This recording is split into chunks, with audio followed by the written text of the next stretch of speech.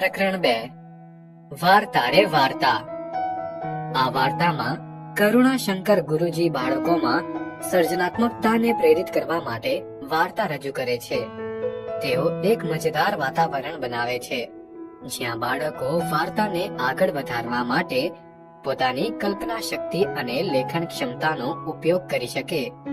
ગુરુજી એક હાથીની વાર્તા શરૂ કરે છે અને આ નાનકડી શરૂઆત બાળકોના મનને પ્રોત્સાહિત કરે છે અને તેઓ ઉત્સાહપૂર્વક વાર્તાને આગળ વધારવાનું શરૂ કરે છે। બાળકો બોલી ઉઠ્યા। કરુણાશંકર ગુરુજીએ કહ્યું, ચાલો આજે આપણે એક નવી વાર્તા કરીએ। હું વાર્તા શરૂ કરીશ અને પછી વચ્ચેથી છોડી દઈશ। જ્યાંથી છોડી દઈશ ત્યાંથી તમારે એ આગળ ચલાવવાની। ગુરુજીએ વાર્તા માંડી। એક હતો હાથી, મસ્ત અને જબરદસ્ત। ગાઢ જંગલમાં એ રહેતો। ઉનાળાનો બપોર હતો। હાથી તાપથી શિયાવિયા થઈ ગયો। આંખો બંધ કરી એણે છાયાની ઠંડક માણી। ઘડી બે ઘડી પછી એને ટાઢક વળી। આંખ ઊંઘાડીને એણે જોયું તો આંબા પર લૂંબે ને ઝૂંબે કેરીઓ લચી રહી છે। હર્ષદે વાત ઉપાડી લીધી। હાથીએ હળવેક રહીને સૂંઢ ઉચકી, ડાળીએથી કેરીઓ તોડતો જાય અને મોંમાં મૂકતો જાય, અને કેરી પણ કેવી રસદાર અને કસદાર, ઘાટ મધુરી અને મોંમાંથી પાણી છૂટે તેવી। હાથીની તરસ છીપી અને એને કોઠે ટાઢક વળી। હાથી ખુશખુશાલ થઈ ગયો। હાથો હલાવતો, કાયા ડોલાવતો, સૂંઢ ઉછાળતો ગીલમાં આવી ગયો। સડાક કરતી સૂંઢ ઉચકી એણે એક ડાળીને પકડમાં લીધી અને કડડડ કરતી ડાળી તૂટી પડી। કરુણાશંકરે વાત સાધી આપી। ડાળી ઉપર કાગડીનો માળો હતો। માળામાં 3 ઈંડા હતા। ભોંય પર પટકાઈને ઈંડાના ફોદા નીકળી ગયા ત્યાં તો ઘટાના ઊંડાણમાંથી એક કંપતો અવાજ આવ્યો, હાથી ભૈયા, તે આ શું કરી નાખ્યું? કલ્યાણીએ વાત આગળ વધારી। કાગડીએ કકડાટ મચાવી મૂક્યો। ચારે દિશામાંથી ક્રાઉ ક્રાઉ ક્રાઉ ક્રાઉ કરતા કાગડા એકઠા થઈ ગયા અને હવામાં સૂંઢ વીંઝતો, ગર્જના કરતો હાથી ઠંડે કલેજે ચાલતો થયો। કમલે તાતણો મેળવ્યો। કાગડીએ નાતના પંચને ફરિયાદ કરી, મહાજન, મારે આ હાથી સામે ફરિયાદ નોંધાવવી છે। એણે વગર વાંક ગુને મારા ઈંડા ફોડી નાખ્યા છે, મારા બચ્ચાની હત્યા કરી છે। કાગડીના સ્વજનોએ પણ સાથ પુરાવ્યો। કા કા કા। હસને વાત આગળ વધારી। નાતનો મુખી કાગડીને લઈ પંખીઓના રાજા ગરુડના દરબારમાં ગયો। દરવાજે ગીધની ચોકી છે, ડેલીએ કુકડાની પડઘમ ગાજે છે, મેડીએ બુલબુલની શરણાઈ વાગે છે, ચોકમાં ન્યાયની ધજા ફરફરે છે, રાજા ગરુડ સભા ભરીને બેઠા છે, પાસે હંસનું પ્રધાન મંડળ બિરાજ્યું છે। પ્રધાન મંડળે કાગડીની ફરિયાદ સાંભળી ચુકાદો જાહેર થયો। ગુનેગાર હાથીને દેશ વટો આપવામાં આવે। બાદ સેનાપતિ આ સજાનો તરત જ અમલ કરે। સેનાપતિએ 5 સૈનિકોની ટુકડી સજ્જ કરી। હાથીની શોધ આરંભાઈ। હવાઈ તપાસ શરૂ થઈ। સરોવરને માથે આવીને હવાઈ ટુકડી અંબી। સરોવરમાં પાણી હિલોળા લઈ રહ્યા છે। ચોપાસ વનરાઈ વિસ્તરી છે।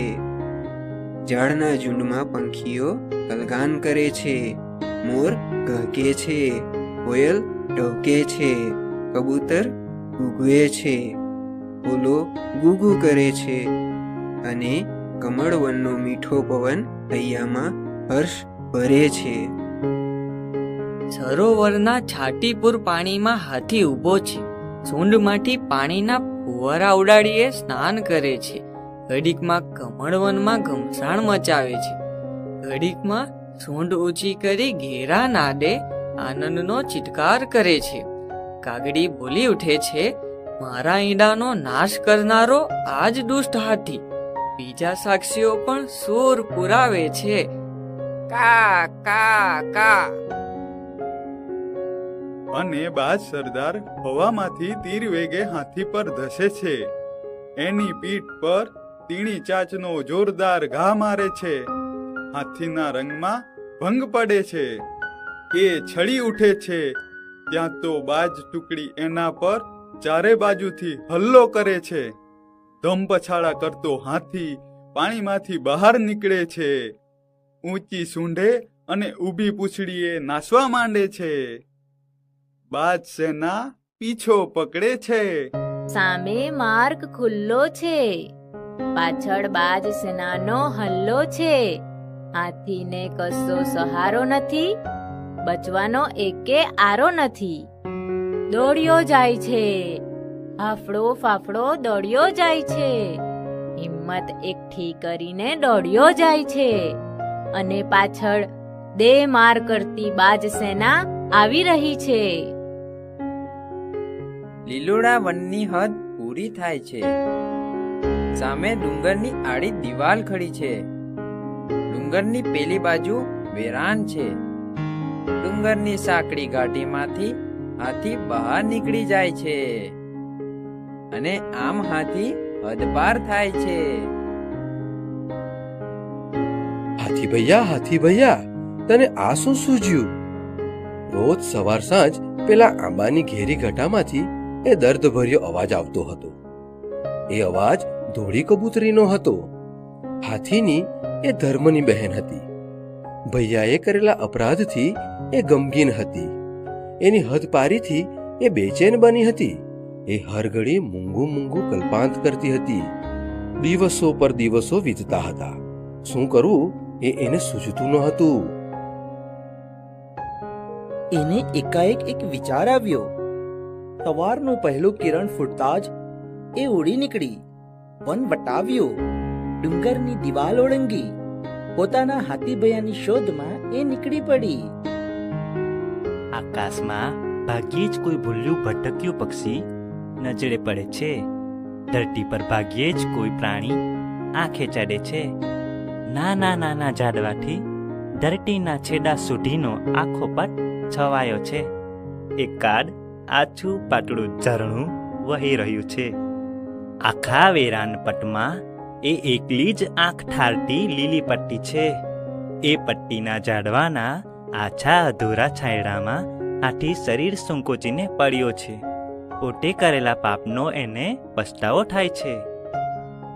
એને કોઈકની પાંખોના ફફડાટનો ભાસ થાય છે. એ ઘેનમાંથી જાગે એ પહેલા જ એક ધીમો મીઠો અવાજ એના કાને અથડાય છે. હાથી ભૈયા. એ આંખ ઉગાડીને જુએ છે તો સામે કબૂતરી આવીને એની સૂંઢ પર બેસી ગઈ છે. આશ્ચર્યથી અને આનંદથી એ બોલી ઉઠે છે, કોણ? મારી કપૂરી બહેન. અને એની આંખમાંથી બોર જેવડા આંસુ સરી પડે છે. કબૂતરી કહે છે, ભૈયા, આનંદના આવેગમાં તું ભાન ભૂલ્યો, ન કરવાનું કરી બેઠો. તારે મન તો હસવું હતું, પણ પેલી બિચારી કાગડીના ઈંડાનો ઘાણ નીકળી ગયો. હાથી કહે છે, બહેન, જોરના તોરમાં હું વિવેક ભૂલ્યો, હસવામાંથી ખસવું થઈ ગયું. આજે એનો મને ખૂબ પસ્તાવો થાય છે. હે બહેન, કાગડી મને માફી આપશે? કબૂતરી કહે છે, તારા પાપનો તને પસ્તાવો થયો છે.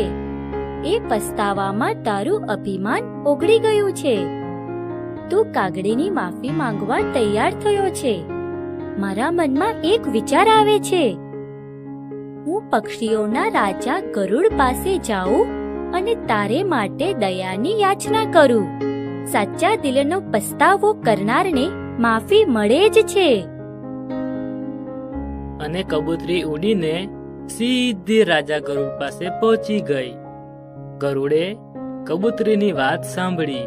એણે હાથીની હદપારીની સજા માફ કરી. હવે હાથી પોતાના વનમાં પાછો ફરે છે. એના માથા પર ધોળી કબૂતરી બેઠી છે. હર્ષના ગીત ગાતી કબૂતરી એને પેલા આંબાની વાટે દોરે છે.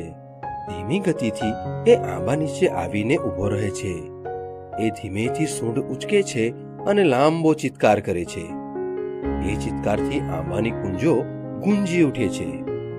ઝાડના ઝુંડમાં આ ગર્જનાના પડઘા પડે છે અને મીઠા અવાજે ગાતી કોયલ હાથીને માથે આવીને બેસે છે. સારાંશ: આ વાર્તા કરુણાશંકર ગુરુજી દ્વારા બાળકોને પ્રેરણાદાયક શિક્ષણ આપવા માટે રચવામાં આવી છે. ગુરુજી હાથીની વાર્તાથી શરૂ કરે છે. ઉનાળાની બપોરે જંગલમાં તાપથી કંટાળીને હાથી છાયામાં આરામ લે છે અને ઝાડ પર લચી રહેલી મીઠી કેરીઓ ખાય છે.